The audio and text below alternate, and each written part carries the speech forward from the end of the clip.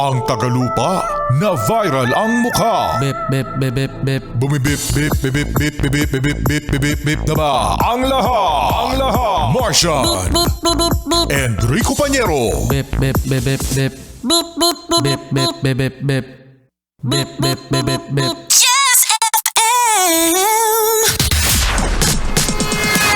Bip, bip, bip, bip, bip, umaga. Mga yes, friend. Ito na ang 101.1 Yes FM Balitang Kayo ba mga yes friend ay nakapunta na sa reception ng kasal? Yan, no? Na may mga panahon, mga yes friend, may mga kasalan na tayo saksi sa regalo ng bagong mag-asawa. Alam nyo ba na sa bukid nun, mga yes friend, merong isang groom during ng yung pagsasabit-sabit ng pera, isang tradisyon na ang tawag pala ay gala-gala. So yung gala-gala na yan, mga yes friend, ayun yung sasabihin ng host, ang bride ho, sasayaw ho sa gitna, sabitan nyo ho ng pera, parang awa nyo na. Pinilit. Nakaka-pressure yan, mga yes friend, sa dun sa mag-asawa. Kasi what if kung walang magsabit ng pera? Parang feeling ko kung ako tatanungin, mga yes friend, parang awkward moment yan eh. No, awkward moment yan. For me, kasi minsan parang ang tagal na matatapos niyo yung kanta pagkatapos walang nagsasabit. Mali ka ng mga inibitahan kasi mga bisita mo walang pera. Ayun pala.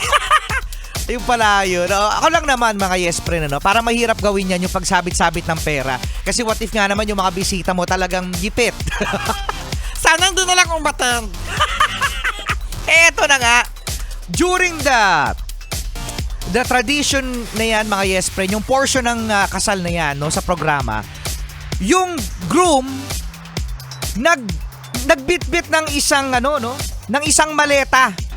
At yung maleta may laman na 1 million pesos. 1 million pesos, Martian. At regalo niya yan sa kanyang bride. Ay! Sana all! Mapapasana all ka na lang, Ang ginawa ng groom, mga yes friend, inilatag yung magkakadikit, na pera na 1 million pesos doon mismo sa dance floor kung saan nandun ang kanyang bagong asawa. Yan. Viral na viral yung video niyan, mga yes friend. At ang tanong, saan nakuha ni groom yung ganong kalaking pera? Kailangan niyang imbestigahan. Baka, hindi nagbabayad ng BIR? B, baka naman may binenta na illegal? O letter C, baka nang scam.